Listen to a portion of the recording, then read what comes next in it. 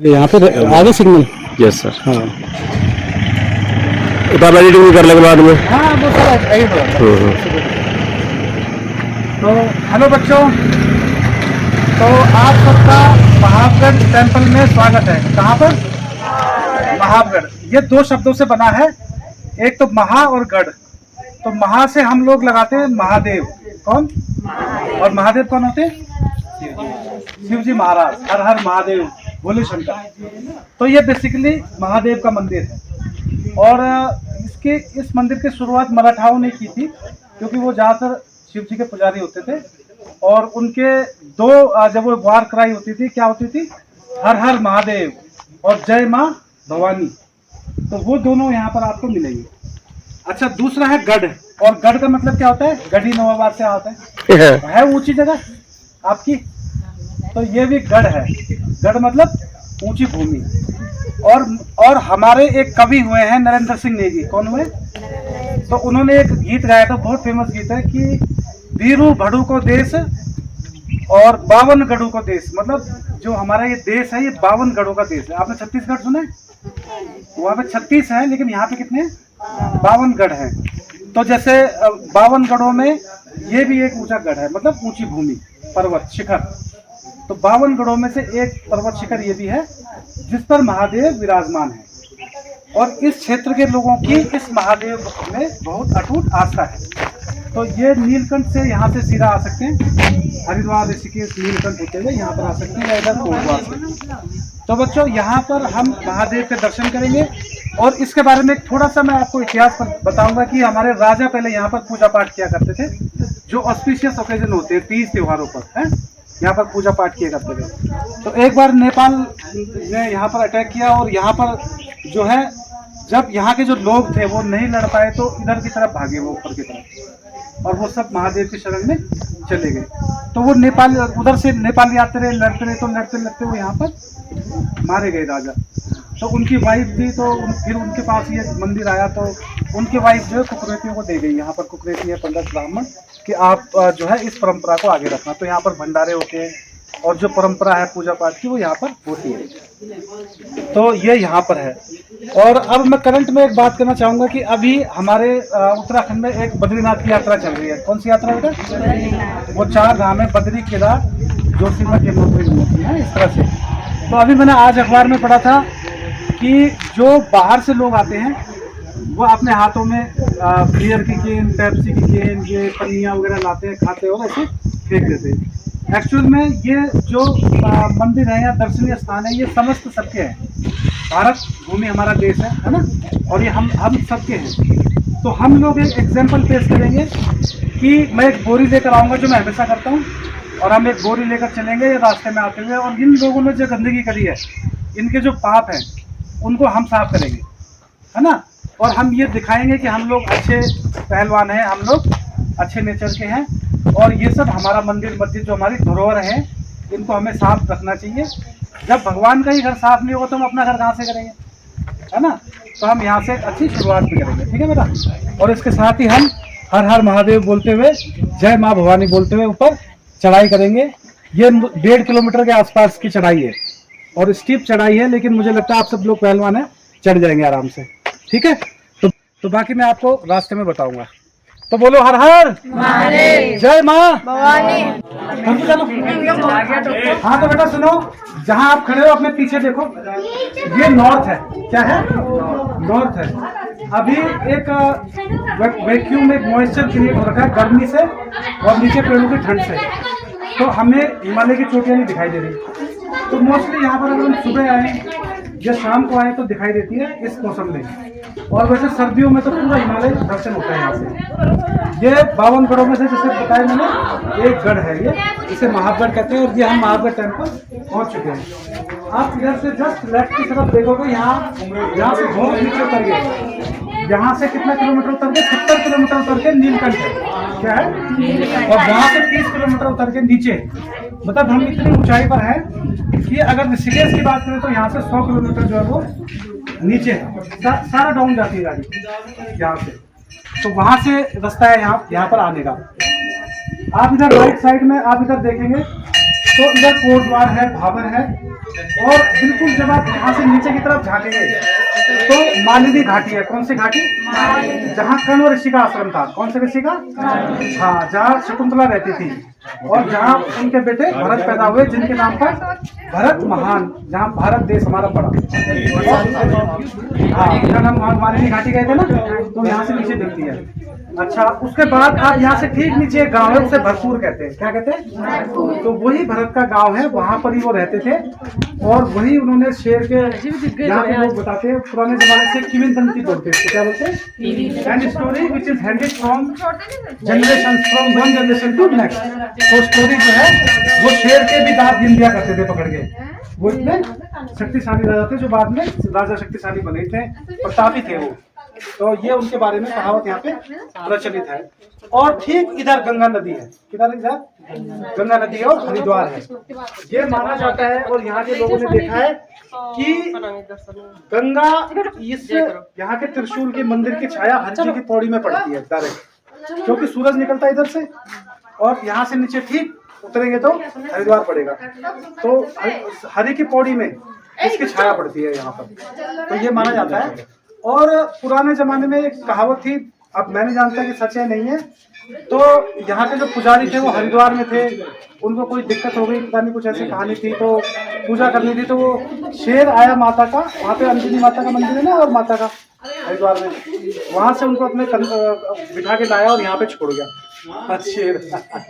तो यहाँ के लोगों की ये मान्यता भी है, हालांकि बड़ा मुश्किल है आज के डेट में मानना।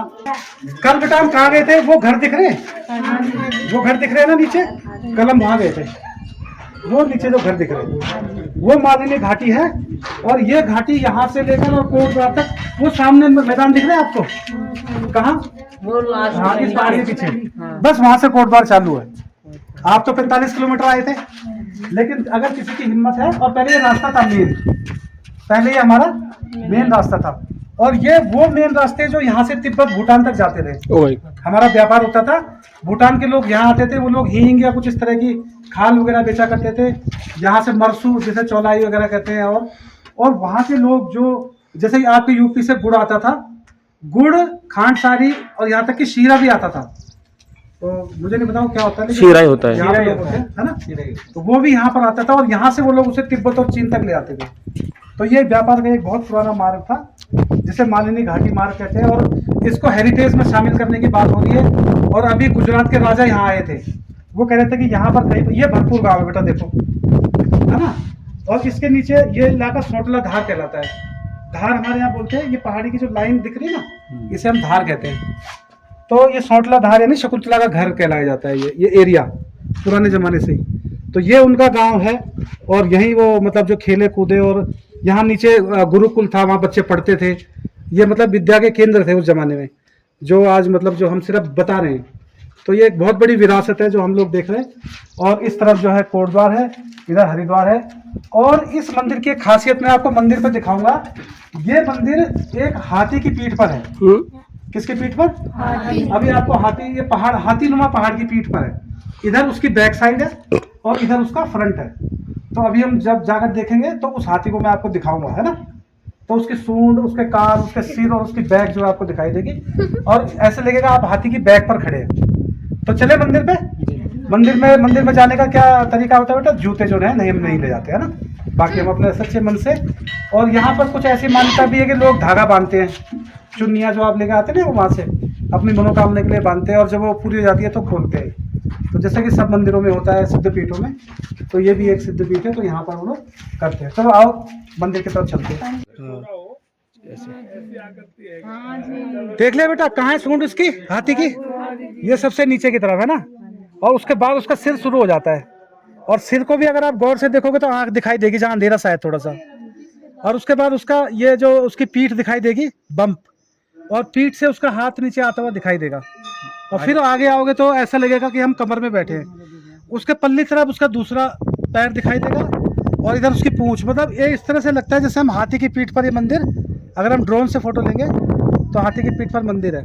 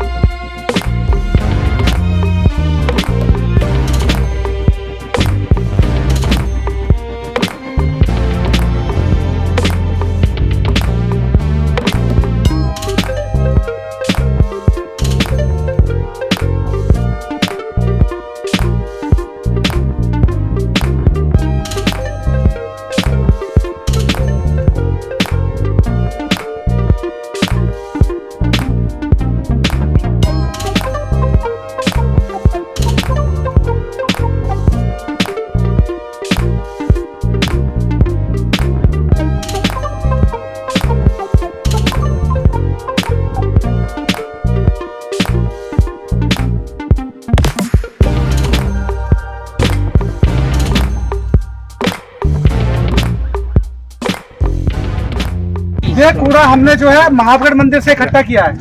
इसको उल्टा करो बेटा, खोलो इसे, यहाँ उल्टा करो, उल्टा करो इसे। तो बच्चों, ये मैं आपको कूड़ा जो हमने इकट्ठा कराया है, ये अभी हमने आज भी देखा था कि बद्रीनाथ यात्रा चल रही है, उसमें लोग छोड़ के जाते हैं। तो देखो हम इसमें कूड़ा क्या है, ये बेसिकली रैपर हैं, रैपर हैं। जो मूर्ख लोग हैं, जिनको अपने देश के बारे में कुछ नहीं सोचना, खाते हैं और ये पन्नी ऐसे फेंक देते हैं। बलवंत भाई, ठीक है, ये बेटा ये सबसे ज्यादा खतरनाक है ना। और पानी पीते हैं और इसे फेंक देते हैं। इसमें ये फ्रूटी पी फेंक दी। आप इसमें और देखेंगे, ये देखिए, भगवान के घर आ रहे हो, ये क्या पी रहे हैं? शराब। पी रहे हैं। और ये दारू की बोतलें, बीड़ी के बंडल, खाने के पैकेट। और अगर आप इसमें देखेंगे, जो यात्री इस्तेमाल करते हैं, हर तरह का कूड़ा यहाँ पर है। ये बल्ब यहाँ पर छोड़ दिया। तो आदमी भगवान के घर जा रहा है और वो वहाँ पर जाके पूजा पाठ करता है, धूप बत्ती जलाता है और भगवान से कुछ मांगता है। और यहाँ पर भगवान भोलेनाथ है, वो धूप घाम सह रहे हैं। सर्दी होती है, ठंड में बैठे रहते हैं, आदमी उनके पास आराम से जाता है, इसको पीते हुए फेंकते हुए। गर्मी है, वो गर्मी में बैठे हुए हैं और फिर उनसे कुछ मांगता है। जो आदमी इस तरह भगवान के घर को गंदगी से भर के और सड़ते हुए छोड़ते जाता है, उसे कुछ मिलेगा बेटा? उसे नहीं मिलेगा ना। तो मेरी यही प्रार्थना है, जो लोग इस वीडियो को देख रहे हैं, कि इस तरह का कूड़ा हमारे एनवायरनमेंट को ही नहीं खराब करता है, हमारी आत्मा को, हमारे कर्मों को भी खराब करता है। और हमें हमेशा इस कूड़े का निस्तारण करना चाहिए। हमारे बीच में प्रमुख साहब हैं, माधव सिंह जी, जरा आना। तो इनसे दो बात कहेंगे कि ये कैसा महसूस करते हैं और इन्हीं से प्रार्थना की जाती है। तो माधव सिंह जी, नमस्कार। नमस्कार भोखंडी जी, आपका ये प्रयास मेरे ख्याल से और लोगों के लिए भी प्रेरणा स्रोत बनेगा। आप बच्चों को हमारे इष्ट देव महागढ़ मंदिर में लेके गए, इसके लिए आप बधाई के पात्र हैं। अपने हमारे हरियाणा के जो जितने यहाँ पे बच्चे आ रखे हैं, सब हमारे इष्ट देव महागढ़ मंदिर तक दर्शन करके आए। और वहाँ से ये जो कूड़ा लोगों ने बाहर से सामान ला के, रैपर, पन्नी, बोतल, प्लास्टिक की बोतल वो इकट्ठा करके यहाँ पे लाए। बहुत आपका ये प्रयास और लोगों को भी अच्छी शिक्षा देगा। आप इस काम के लिए आपको अपनी तरफ से बहुत बहुत साधुवाद देता हूँ तथा आपके साथ सभी बच्चे हैं, उनको सबको बधाई देता हूँ तथा महागढ़ देव आपको अपना आशीर्वाद दे, यही मैं कामना करता हूँ इष्ट देव से। भोखंडी जी को मैं माइक सौंपता हूँ।